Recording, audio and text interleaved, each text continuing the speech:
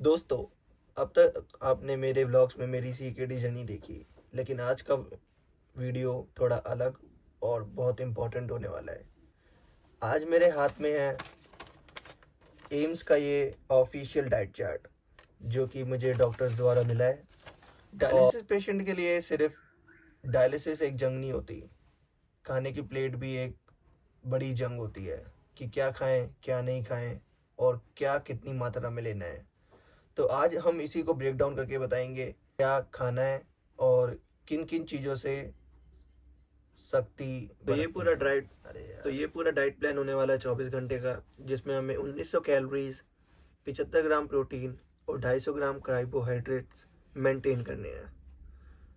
तो मैं आपको बताऊंगा इन सब की मात्रा कितनी कितनी मात्रा में लेनी है और इनको कैसे लेना है। ये बहुत इंपॉर्टेंट स्टेप है कि जो भी हमें खाना है वो उसको बनाने का प्रोसेस क्या होगा। और एट द एंड मैं आपको बताऊंगा लो पोटेशियम डाइट और लो पोटेशियम सब्जियां और फल जो आप ले सकते हैं अपनी डाइट में। तो वीडियो को स्किप ना करें और वीडियो एंड तक देखें। तो सबसे पहले मैं आपको बताऊंगा आप क्या क्या खा सकते हो। दूध, अंडे, पनीर, अनाज, दाल, सब्जी, फल, तेल, चीनी, नमक। इन सब की मात्रा क्या रहने वाली है मैं एक एक करके आपको समझाता हूँ। सबसे पहले हम आते हैं दूध पे। दूध जो आपको लेना है वो डबल टोन्ड या फिर गाय का लेना है, ये आपको ज़रूर याद रखना है। आपको भैंस का या फिर फुल क्रीम मिल्क नहीं यूज़ करना बिल्कुल भी। दूध आपको पूरे दिन में 450 ml लेना है।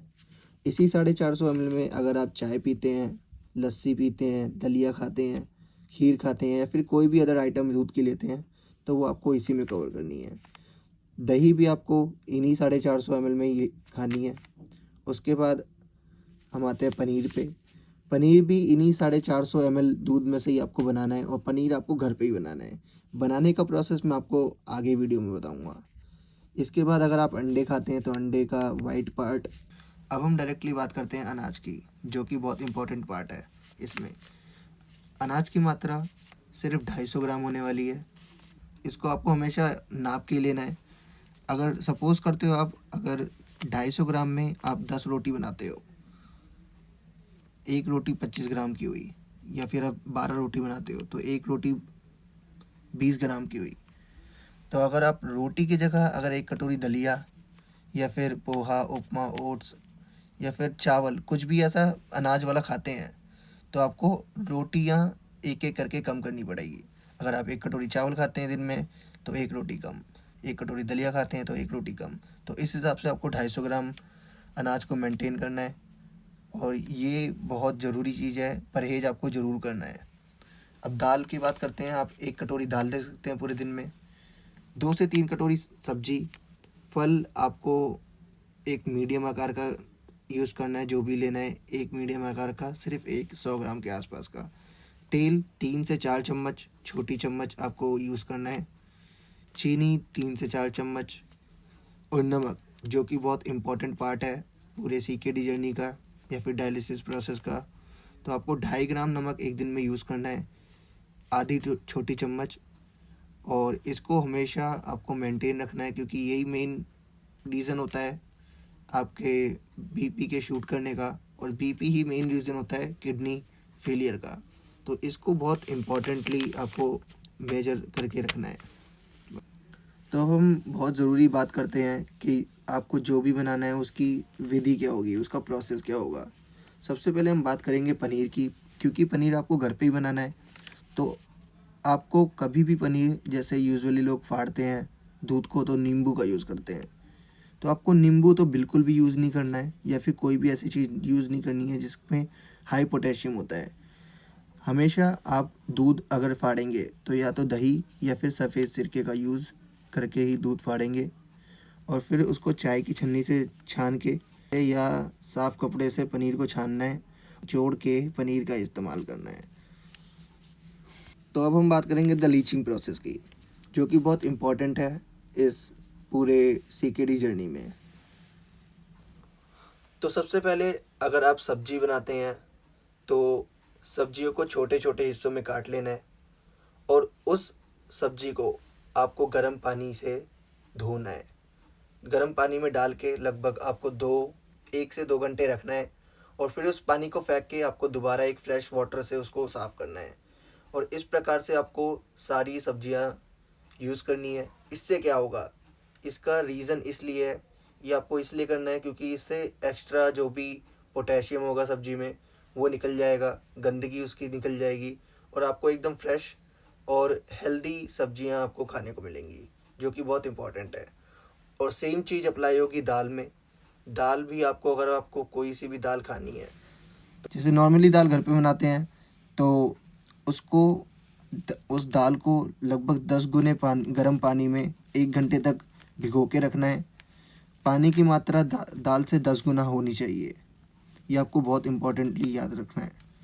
1 घंटे बाद पानी फेंक देनी है और भीगी दाल को निकाल के ताज़े पानी से बिना नमक के पकाना है।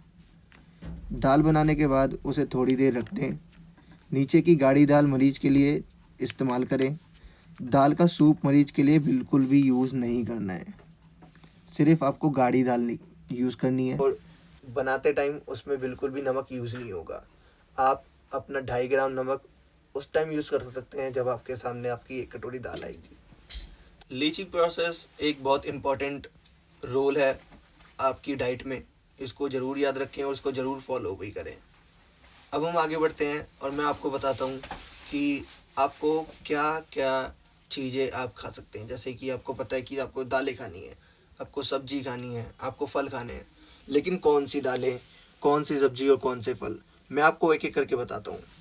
तो फलों में आपको हमेशा कम पोटेशियम वाले फल लेने हैं और एक मीडियम साइज़ का फल लेना है। सेब, नाशपाती, अनानास यानी पाइनएप्पल, तरबूज, पपीता, अंगूर, चेरी, स्ट्रॉबेरी, लीची, संतरा, मौसमी और आम। नींबू आपको बिल्कुल भी नहीं यूज़ करना है। और एक चीज़ बहुत इम्पॉर्टेंट आपको याद रखनी है कि फल आपको तभी खाने हैं, कोई से भी फल आपको तभी खाने हैं अगर आपका पोटेशियम का लेवल 5 से कम है।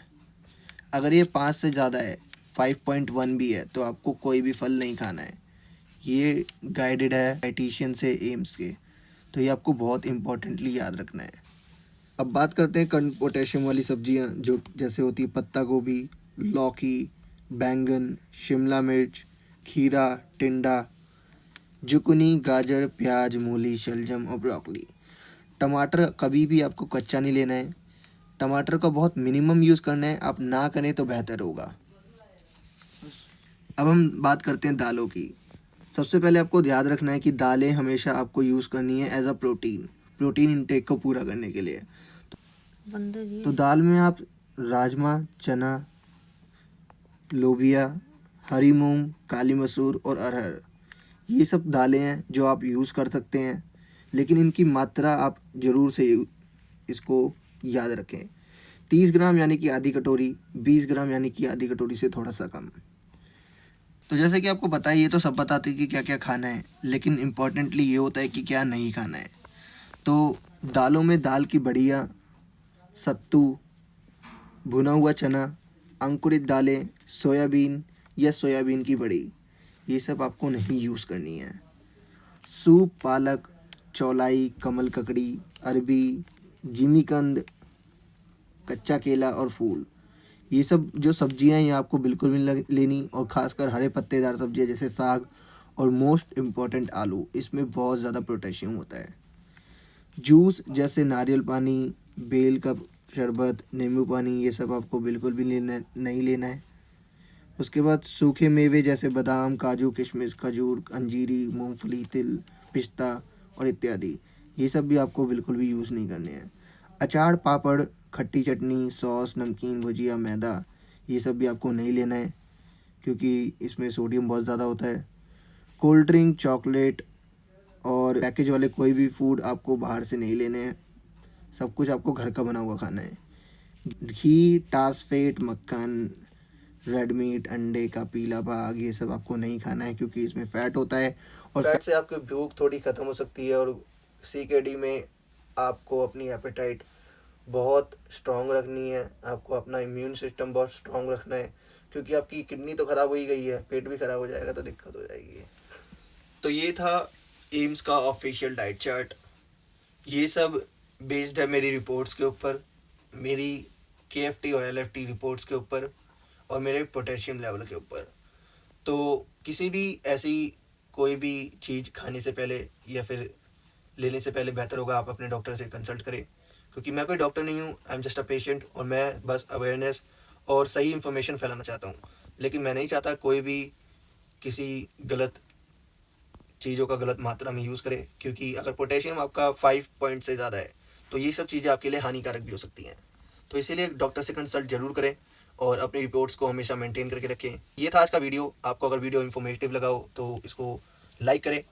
अगर आप भी ऐसी किसी बीमारी से और इलनेस से फाइट कर रहे हैं तो कमेंट में मेरे को बताएं, हम इस जर्नी में साथ रहेंगे। और वीडियो इन्फॉर्मेटिव, चैनल आपको कुछ भी इन्फॉर्मेटिव लगा हो तो चैनल को सब्सक्राइब करिए।